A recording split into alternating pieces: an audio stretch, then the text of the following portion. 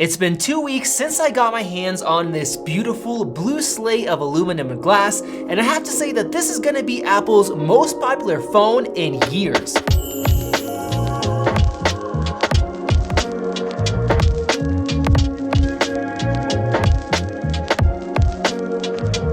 I'm gonna do this review a little bit differently. Instead of looking at the improvements compared to last year like most, I'm gonna take a step back and approach it from an older iPhone user's perspective, sharing both the positives and the negatives with this redesign and how these changes will affect your real-world daily use. I'll also share why I think everybody that's been waiting for the right time to upgrade from their old iPhone should stop waiting and finally make the jump instead of waiting for the iPhone 13. I'm gonna talk about the design, the display, speakers, cameras, battery life, and much more, but let's start out with what's gonna affect every single person out there, and that's cell reception. Let's forget about 5G for a second, since not everybody has it yet.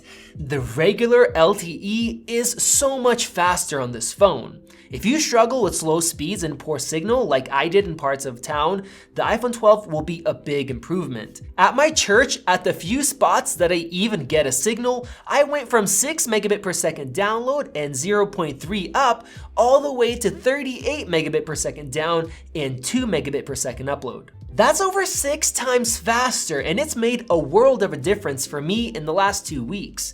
Areas I had no signal, I now have signal, and places where the internet was super slow, it's now fast. That's because Apple didn't cheap out this year and they used the very best cellular chips on the market. And unlike previous years, the non-Pro iPhone has the best antennas, just like the Pro version. Now onto 5G, if your city has 5G, it can be up to 20 times faster than LTE, but what's more important is that the iPhone 12 has more 5G bands than any other phone, which means it's guaranteed to work once your city actually has 5G. Now let's touch on battery life, since you may have heard that 5G drains your battery faster, and it's true. Apple does have a new smart data mode to give you the best mix of performance and battery life, but if you want, you can manually switch to LTE since it's already so fast. The iPhone 12's battery life isn't amazing, but it's much better than most iPhones. Mr. Who's the Boss does killer battery life tests, and the new 12 beat out the 11 by about an hour and a half and the previous 10R by over 2 hours. The crazy thing is that the iPhone 10R was known for its great battery life, so if you have an older iPhone, the difference will be huge, and the iPhone 12 will get most people through a full day without needing to top off. A big part of this is the new A14 processor, which is the first 5nm processor on the market. That's a big deal because of its battery efficiency and its crazy fast speeds. Everything is super smooth and fast.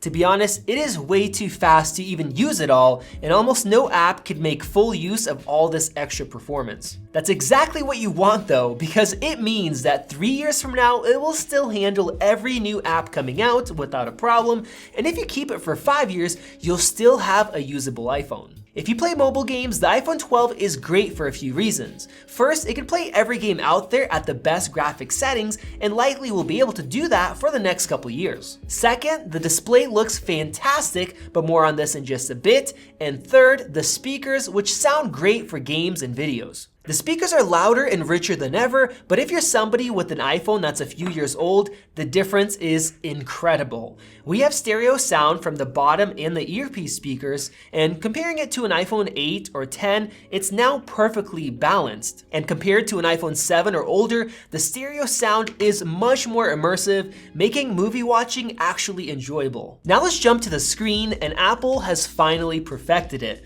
For the first time, an OLED display is used in a non-$1,000 iPhone, which means that blacks are perfectly black and you can watch HDR video where colors and brightness really pop. Last year's iPhone 11 had a cheap LCD which wasn't very sharp and it dimmed if you viewed it from the side, and the 11 Pro had an OLED screen that looked blue from the side, but this year fixes both of those issues and it looks great. Now let's get to the first issue that you might not have with your older iPhone, and that is how easily the screen scratches. In the last few years, Apple has been making the glass tougher against cracks, and this year they are using crystals, which they call ceramic shield, which with the new design makes it 4 times stronger against drops. The issue that comes up is that when glass is tougher against cracks, it is easier to scratch, and even though I've been super careful with it, I've already noticed a few of them.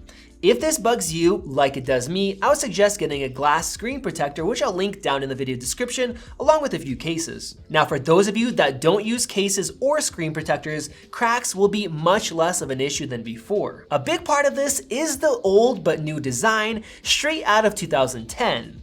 To be honest, I wasn't super hyped about it like Vadim was, but as soon as I got it in my hand, I fell in love. The square edges do make the phone feel thicker, even though it's actually much thinner than an iPhone 11, but because of that, it feels so much more secure in the hand. The back is all glossy glass, and it's also much more grippy compared to older aluminum iPhones, but it's definitely a fingerprint magnet, especially with darker colors. Speaking of magnets, the iPhone 12 has a bunch of them inside to support MagSafe charging and a bunch of upcoming accessories.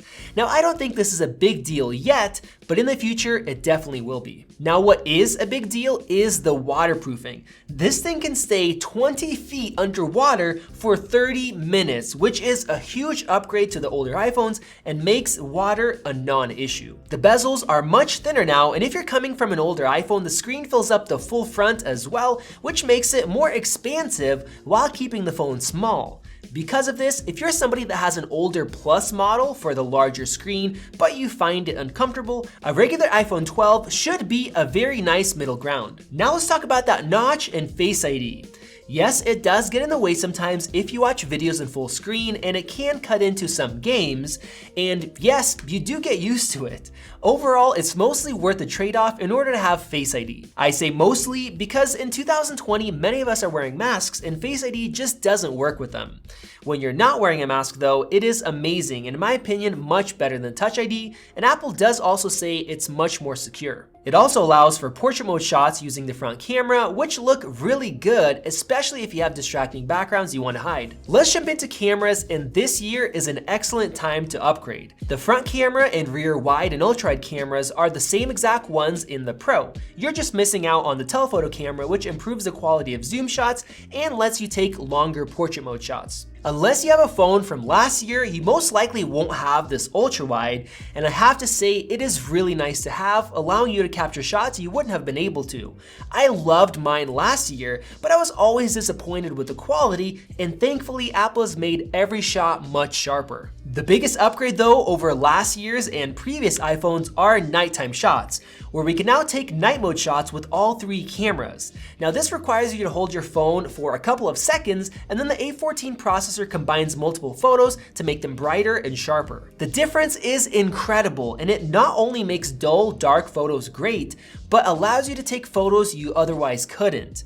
Now along with that, the regular rear camera takes portrait shots of people and objects, which adds blur to the background like Pro cameras. For anybody upgrading from a couple-year-old iPhone or older, the camera difference will be noticeable, especially at night. This also goes for video, where for the first time ever, iPhones can shoot HDR, which records video more true to life, that's brighter and more colorful. Overall, I have to say that the iPhone 12 is the most complete iPhone I've ever used.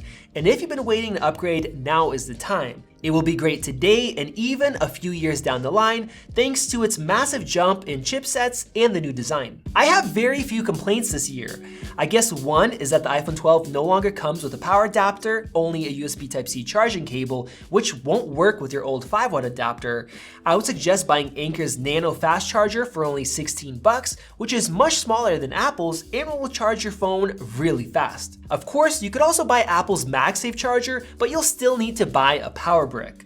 The other downside is that the price went up by $100 compared to last year, and maybe even $30 more depending on which model you want to buy, but I can't really blame them because the iPhone 12 cost Apple much more to build compared to last year's iPhone 11. If I had to boil it down to one issue, it would be that after you upgrade to 128 gigs of storage, which I would suggest, the price is so close to the Pro model that it makes it a really tough choice. If you want to see my full comparison after 1 week of use, to help you decide which one you should buy, click that video right over there. And if you enjoy this video, why not subscribe by clicking the circle above? Let me know your thoughts down in the comment section below. Thank you guys for watching. This has been Max, and I will see you in the next video.